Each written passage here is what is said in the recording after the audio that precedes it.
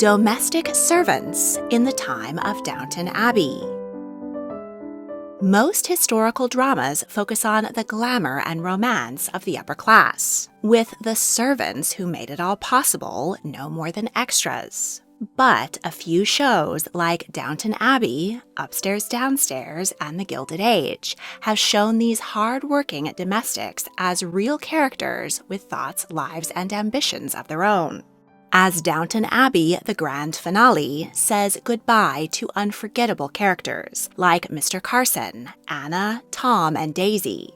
Let's take a look at how their real historic counterparts worked and lived. We'll bypass the grand entrance and go in through the servants' door of an Edwardian Manor house. Explore the hierarchy of servants and find out what a butler, housekeeper, footman, scullery maid, and everyone in between did downstairs to keep the party going upstairs. So don your livery or tie on your apron as we meet the domestic servants in the time of Downton Abbey. Steward. On very large estates, or for noble families with multiple houses, a steward was appointed to oversee all the lord's domestic affairs. Royals in particular were far too busy governing and/or enjoying themselves to bother with all that drudgery. William the Conqueror appointed the first Lord Steward of the royal household. For centuries, this position was a high honor passed down noble families. Some Lord Stewards became incredibly powerful. In 1264, Simon de Montfort, Earl of Leicester, led a rebellion against King Henry III and took over England. Wanting to grant the people, or at least the nobles, more power, he called several democratic parliaments. But after a year, he was slain in battle, and King Henry took back power. Walter Stewart, 6th High Steward of Scotland, was more successful. He came from a long line of royal servants who had taken their name from their job. Walter was especially loyal to his boss, Robert the Bruce, and helped him kick out the English and take back the crown at the Battle of Bannockburn. In thanks, the king allowed Walter to marry his eldest child, Marjorie. Their son became King Robert II, the founder of the Stuart dynasty. They ruled Scotland for 3.5 centuries. Mary Queen of Scots changed it to the French spelling with an AU. Her son, James VI and First, became King of England in 1603, and the Stuarts sat on the throne of both countries until 1714. In 1800, President John Adams appointed John Bursler the first steward of the White House. By 1897, leadership of the president's household was transferred to the more American-sounding chief usher, the man who originally ushered people in to see the commander-in-chief. The current chief usher, Robert B. Downing, oversees a staff of 90. Aboard luxury ships, a steward was appointed to oversee the cleaning of staterooms and serving of food. Their staff became known as cabin stewards and dining stewards. With the advent of the airplane, the staff who looked after passengers were called stewards or stewardesses, though the sexual exploitation in the sky of the 50s and 60s rather tarnished that title. So now the term flight attendant is preferable. A steward in the traditional sense is still in charge of the household staff of the modern British royal family. The current Lord Steward for King Charles III is Peter St. Clair Erskine, 7th Earl of Rosslyn. The Crawley family didn't have property quite grand enough to justify a steward. Instead, they had a butler. The term comes from the Romance word buticula, meaning bottle. Since Roman times, butlers have been in charge of caring for casks and barrels, decanting the precious libation, and serving it to the lord and his guests. We often see Carson painstakingly going over the evening's wine list and carefully decanting vintages. As valuable wine could represent a sizable portion of an estate's wealth, the butler needed to be a trustworthy individual. You didn't want the man with the key to the cellar helping himself.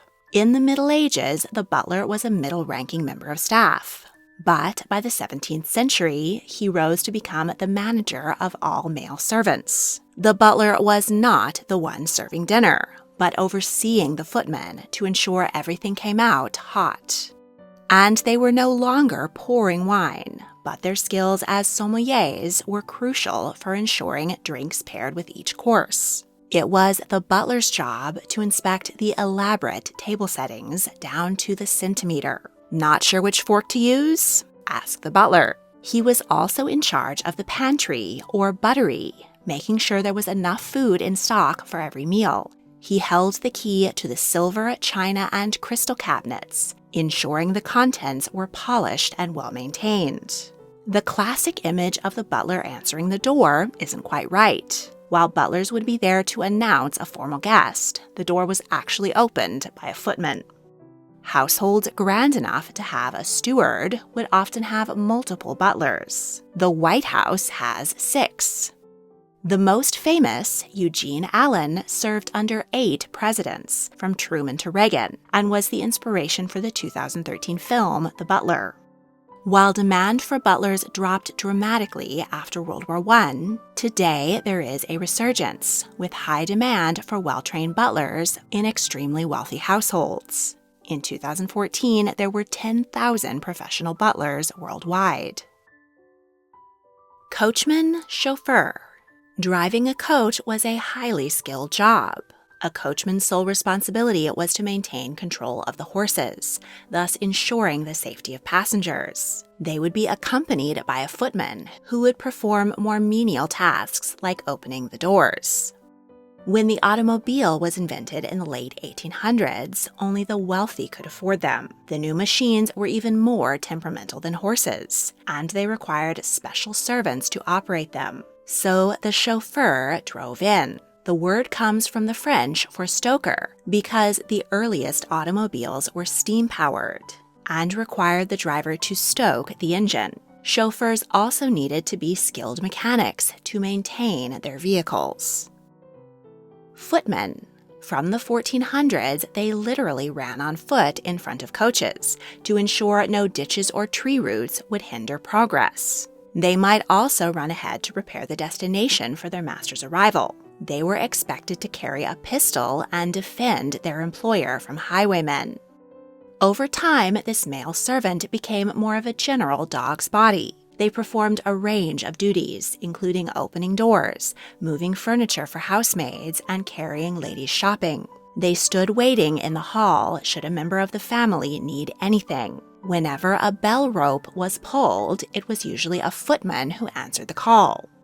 In the 1770s, there was a tax placed on male servants to help fund Britain's attempts to keep their American colonies. The tax remained in effect until the 1900s, and because male servants were paid more than female, having footmen was a show-off move.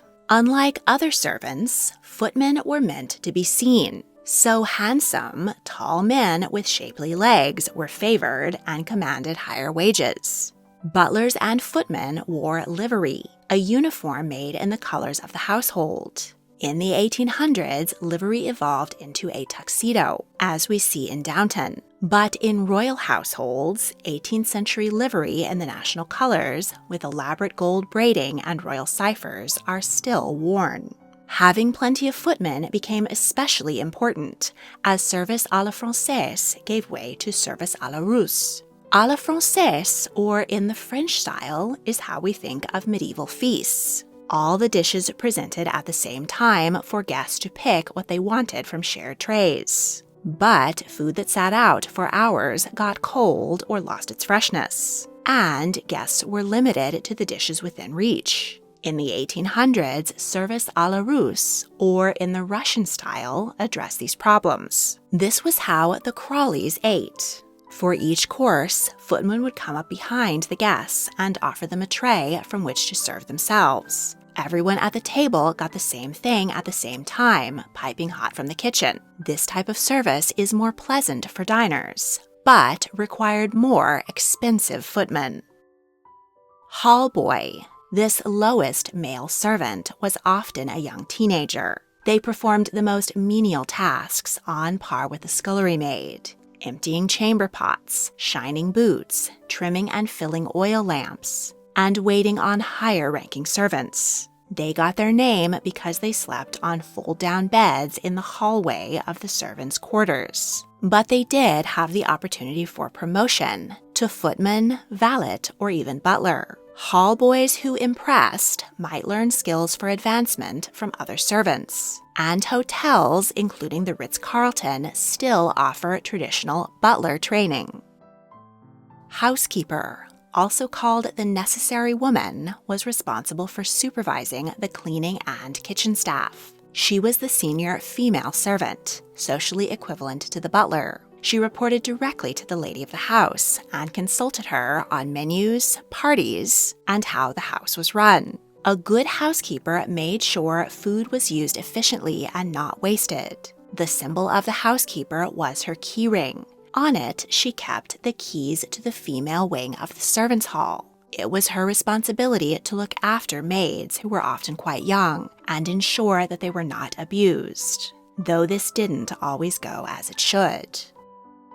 Housemaids. A maid originally meant an unmarried girl. Going into service was the most respectable way for lower-class girls to earn a living. Many poor families sent their daughters to work in large houses, where they would be given room and board and could send their earnings home to help the rest of the family. The 1800s saw more children orphaned or abandoned in workhouses. It was considered an act of charity to train them to be domestic servants and place them in respectable homes. In the Victorian era, domestic service was the second largest category of employment in England after farming. As most maids arrived in little more than rags, uniforms became popular, typically a plain, dark-colored dress that wouldn't show stains, an apron, and a bonnet to keep hair off furniture.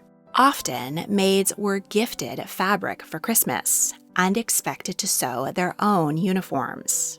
Pretty young maids were routinely harassed and abused by the Lord and his sons. There are many stories of young women becoming pregnant and being thrown out. Marguerite Alibert was born in 1890 in Paris to a coachman and a housekeeper. She began working as a maid in her teens. At 16, she gave birth to a daughter, fathered by her employer's aristocratic son. The baby was sent to live with relatives, and Marguerite was thrown onto the streets of Paris, where she became a notorious courtesan. Little wonder the maid costume has become a sexualized stereotype. The actual work of a housemaid was hard. They were the first up in the morning at 5 a.m. They crept into the family's rooms to light their fires. God help them if they woke someone up. They had to clean the downstairs rooms top to bottom, pre-vacuum. Once the family was awake, they went upstairs to clean their bedrooms and remake their beds. They had a long list of other items to scrub and polish throughout the day to ensure the glass was spotless and the brass shined. After 17 hours of repetitive drudgery, maids collapsed into bed at 10 p.m. for 7 hours of sleep before doing it all again tomorrow. Many maids spent so much time scrubbing that they developed housemaid's knee, a chronic inflammation of the prepatellar bursa. Larger households had specialized laundry maids and dairy maids. They might also have between-stairs maids called tweenies, junior maids who not only cleaned for the nobles, but also for other servants. As the Industrial Revolution brought more families into the middle class, they were anxious to emulate the upper crust. It was considered vulgar for genteel ladies to dirty their hands with cooking and cleaning, and suggesting a man pitch in with the washing up was unthinkable. But a family living on £200 a year couldn't possibly afford an army of domestic servants. So they employed a maid of all work, a single young girl who was expected to do all the household chores herself. Cooking, cleaning, minding children, you name it. This was one of the worst jobs in history. These maids worked from dawn well into the night and were lucky to get 2 days off a month. They were often abused by employers who had impossible expectations. But as the demand for maids far outstripped the supply, they did have the option to quit. Cook, chef. Specialized preparers of foods were employed by the upper class in ancient Greece, Rome, and China. Their skills and recipes were passed down generations. Having a good cook was a path to social success. If word got out that your banquets were excellent, movers and shakers would jostle for invitations. Conversely, if you had a bad cook, you could be left out in the cold like last week's vol au vent. Ladies carefully guarded their cooks and sometimes poached them from each other. In 1890, Auguste Escoffier became head chef at the Savoy Hotel in London. He was called the King of Chefs and Chef of Kings. Edward VII was a frequent customer. Escoffier made French cuisine incredibly popular amongst the British upper class, and suddenly everyone wanted a French chef of their own. They often replaced British female cooks and were paid considerably more.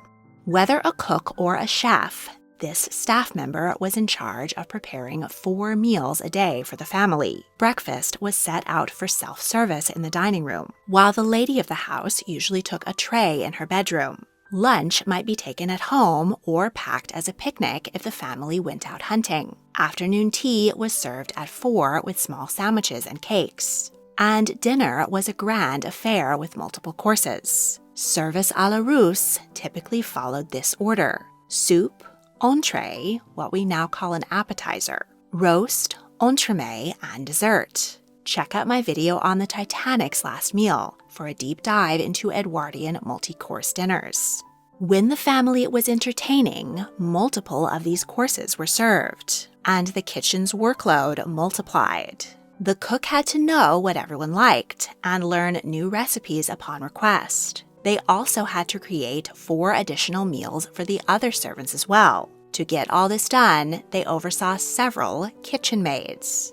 They operated similarly to station cooks or line cooks in a modern restaurant. Each kitchen maid was in charge of a particular task, like vegetable prep, baking, boiling, sauces, plating, etc., with the cook or chef overseeing it all. From the 1400s, a common term for the kitchen maid was a slut. Diarist Samuel Pepys described one of his kitchen staff as an admirable slut. The word didn't come to mean a promiscuous person until the 1700s. There were perks to being a slut. They took their meals in the kitchen, separate from the rest of the staff. And other servants often suspected that they kept the leftovers from upstairs for themselves. Scullery maids, or scullions, were named for the room where dishes were washed. They were the lowest and usually youngest female servants. They did the worst jobs, cleaning and scouring the floors, stoves, sinks, pots, and dishes, peeling vegetables, plucking fowl, and scaling fish, tending the kitchen fires, hauling water, and scrubbing chamber pots. In many fairy tales, princesses are cursed to be scullery maids, the lowest job imaginable. Snow White and Bridget from Trolls were both scullery maids. Valet, pronounced with a hard T in England, comes from the Old French for a young man. They were the gentleman's gentlemen, in charge of dressing their employer for any occasion, and keeping his clothes, shoes, and accessories clean and repaired. They might also prepare their employer's bath, shave him, cut and style his hair, and run errands of a personal nature. This might occasionally include parking his car. In the 1900s, American businesses in metropolitan areas began offering valet car parking services. This use of the word is pronounced valet in the French way with a silent T. Lady's maid, the female equivalent to the valet, performed all of the same tasks for the ladies of the house. They brought her ladyship's breakfast tray each morning, drew her bath, helped her with cosmetics, laced up her corset, selected her clothing for every occasion, helped her into elaborate gowns, styled her hair, and protected her jewelry. Ladies routinely changed up to 7 times a day for various activities, and they always dressed elegantly for dinner. A lady's maid needed sewing skills to repair or alter clothing, and they had to keep up with the latest fashions. Like a valet, they reported directly to their employer. They had a high status below stairs, and because they accompanied the lady wherever she went, they had the benefit of travel and improved social skills. Lady's companion was of a higher status than a lady's maid, akin to a lady-in-waiting. They were women of genteel birth who were down on their luck, perhaps a poor relation. They were engaged to keep an elderly lady company or a young, unmarried lady out of trouble. Nanny, nurse. In households with babies and young children, a nanny, interchangeably called a nurse, was placed in charge of childcare. In the Middle Ages, a wet nurse was employed, as it was considered uncouth for noble ladies to breastfeed their own children. But in the 1800s, Queen Victoria's daughters made breastfeeding fashionable. Even so, upper-class babies spent most of their time with a nurse, who ruled over a suite of rooms called the nursery, and, depending on the wealth of the employer and how many children they had, a staff of under-nurses. Upper-class children were not to bother their parents outside of special occasions. As Violet Crawley opined, but it was an hour every day. Even in the 1960s, Queen Elizabeth was considered quite progressive for choosing to watch her own sons, Andrew and Edward, for a few hours each week. She had not done the same with her elder children, Charles and Anne. It's little surprise that children often grew closer to their caregivers than their parents. Queen Elizabeth I's closest friend was her governess, Cat Ashley. Governess. Once children were old enough to start learning, a governess took over their education. As noble families didn't want their children picking up low-class accents, and servants were rarely educated anyway, governesses were often genteel ladies down on their luck. Becoming a governess was a desirable alternative to the poverty of spinsterhood. As such, a governess would make an acceptable second wife to a widowed lord, as in the novel Jane Eyre. Governesses were well versed in the basics, reading, writing, arithmetic, and often spoke a few languages. But male tutors would be brought in for lessons in history, geography, science, and statecraft for young lords who were expected to someday rule a country. An important sector of domestic service, which is not shown much on Downton Abbey, but was essential to running a country estate, was the outdoor staff. Estate manager or land agent oversaw everything and collected rent from the tenants on the lord's property. Gardeners did all the gardening, often also growing food for the family's use. A stable master and stable boys cared for the horses. This was more important prior to the advent of automobiles. But many noble families still kept horses as a hobby. The Windsors are particularly horse crazy. Gamekeepers were employed on large estates with forest and parkland, where nobles enjoyed hunting. It was their job to maintain a healthy habitat for deer, and to breed and release game birds like pheasants, quail, and partridge. They controlled pests and predators like weasels, foxes, and wolves. When the master was in residence, the gamekeeper planned and managed the hunting party, and cared for the weapons. How many servants did families employ? This depended very much on the wealth of the family. In her book, Before the Sunset Fades, Daphne Fielding, Marchioness of Bath, listed the 43 members of staff employed at Longlet House in 1900. 1 steward, 1 butler, 1 under-butler, 1 groom of the chamber, 1 valet, 3 footmen, 1 steward's room footman, 2 odd men, 2 pantry boys, 1 lamp boy, 1 housekeeper, 2 ladies' maids, 1 nurse, 1 nursery maid, 8 housemaids, 2 sewing maids, 2 still-room maids, 6 laundry maids, 1 chef, 2 kitchen maids, 1 vegetable maid, 1 scullery maid, and 1 daily woman. Further down the social ladder, families made do with far fewer servants. In her famous book, Household Management, Mrs. Beeton recommends the domestics one could afford based on their income. A family earning £1,000 a year could employ a cook, an upper housemaid, nursemaid, under housemaid, and a manservant, while a family bringing in just £200 should hire a single maid of all work. How were servants addressed? Depending on their rank within the household, servants were called by different titles. The butler was always Mr. Surname.